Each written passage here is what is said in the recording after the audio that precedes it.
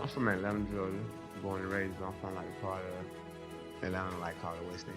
That's gonna be more important to me than other places because that's where I come from. But it's just anybody who coming up, I want to say that's fortunate because a lot of people don't make it from the side of town I come from. Like majority of the people from my side of town live with their mom. Like old heads, 40 live with their mom still. No one never really just made it out my neighborhood. Like and the West End, the whole West End, but just like where I'm at, like we ain't really never been there. I want to show them that it could be done, cause I ain't never think it could be done. Only thing I think is like being a big dope boy. You know what I'm saying? I know that's what a lot of them think, cause that's what they see. That's all I ever seen. But now they seeing a whole rapper. Now they mindset, just that I rap now, just one avenue for them to know that there's something different out there than just what they see every day. Like, every time you come to class, it's bad. Like, give me passes to go to the gym to skip class. Like my teacher, like, just go to the gym. Like, if you don't never come back to my class, I'm gonna give you a C for passion. Like, yeah, that was like all the way up to ninth grade. You know, like middle school, nigga, bad fights or stay suspended for doing something. Like, I know, like, I got a couple of dudes who look up to me who in school and stuff, but they see me, like, so they like, probably like, I don't gotta go to school. I could be in the hood. I could sell drugs, but like, hell nah, that shit ain't easy. Like, you know, niggas see the glitter, the glam, and the money, and cars and the clothes. But nigga don't see that back road, like the prison sentences and like the shit don't be going with it. Like the streets ain't nothing to play with. Like I know, like I'm in the street for real. Like a lot of the rappers and people like they really don't know either. Like honestly, like, I know, like I've been out here for a long time. Like, and I'm young, I ain't have another choice. Like you know, you always got another choice. I don't care what nobody say. It's always another choice. But your other choice, like can't put no food on the table. Like, you know what I'm saying? And like, I don't never say I'm a product of my environment. I just say I was a product of my environment at the time. No, I just don't care about it. It's almost like a loser's mentality. It's like everyone's so spoiled. Like it's like, you know, you won't let me shine. I even heard someone say like, yo, why Jay won't let Kanye? I'm like, let Kanye. Kanye's Kanye. He's gonna do what he does. That's a loser's mentality. My albums came out with Outkast, Lauren, Q-Tip, all of them in 1 week. You know, everybody did good. You know, look at the chart now. It's Wale, number one. Rock Nation managed artist.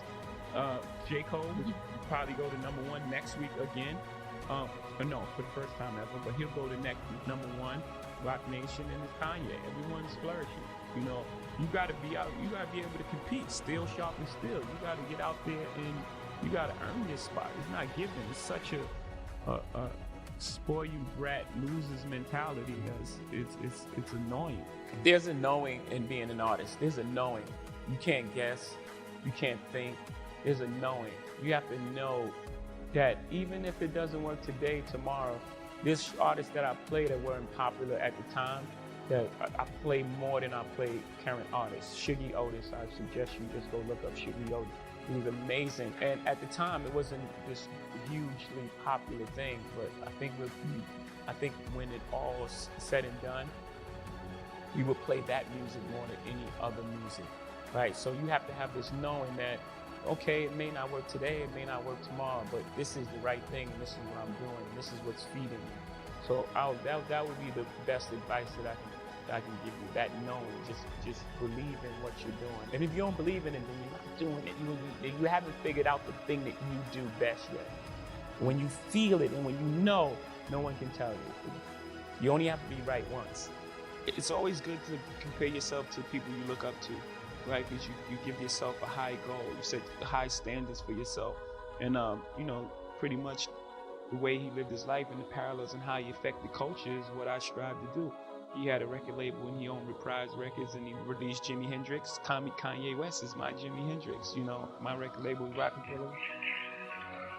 You know, just compare yourself to the greats. Set the bar really high. Because all he can do is the best he can do. He's not a superhero.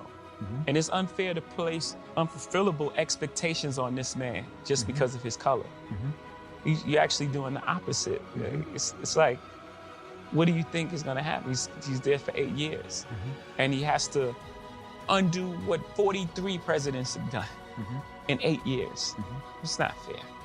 What do you think of the state of, I'm not going to say just black leadership period, on the things you care about in the country? Who do you look at and say, this man or woman speaks for the things I care about?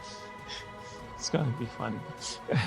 I find it funny, but my leadership, I like Dave Chappelle's leadership because he tells it in humor so you can deal with it, but it's always a nice chunk of truth in it. I can only assume because I don't know the answer to that, except that, sometimes people's success, make people feel, instead of saying, wow, that person's successful and I'm inspired. Well, some people are. Some people are like, that person's successful, I'm gonna strive and I'm gonna be exactly where they are. And some people are just like, they got the reverse attitude, like their success means my failure.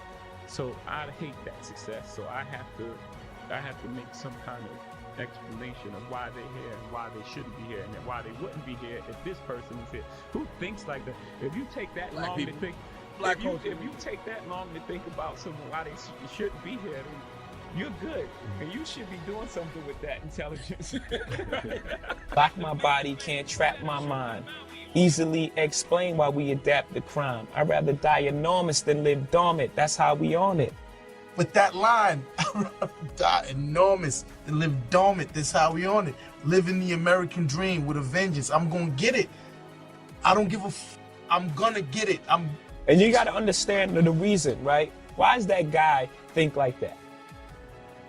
Right? How do you arrive at that point? You got to also look at that. You have to look at that. You got to look at the environments and places we live in and how things are set up and how things are structured and how we're always the last on the totem pole, even from our schooling to our roads to, everything that all the obstacles that's placed in front of us, even our living conditions. You live in a project, someone lives here, here, here, and here. You have to deal with all these different type of personalities. You're in the box. Someone's above you, below you, to the right of you, and to the left of you. And every day you have to manage that circle. And that's just two flaws. I still wrestle with certain insecurities. Like, I don't feel like I'm as attractive as I would like to be because I was told that I was ugly a long time ago. And sometimes I be a little extra flamboyant to make up for feeling like I'm inadequate because I'm not attractive. But my wife was like, "You so beautiful, bitch." But once I start conducting myself in a beautiful manner, most of the people I meet, they tell me I'm a beautiful person. So I believe I had internal issues that was unresolved. You still see that when you look in the mirror? No, sir, I see a great man. And people that you love, people that you'll die, go to war, kill behind. That's a hurting feeling. It's a hurting feeling when you're in a room full of people and you feel alone.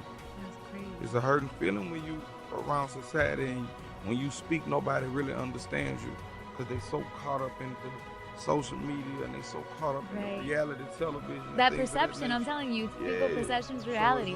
So it's difficult being around individuals when it's really what they care about. Right. They care about that. So it's refreshing to meet somebody that thinks like me. When I meet people that share similar interests, it's refreshing and beautiful. I can't be wrong because this person feel like me.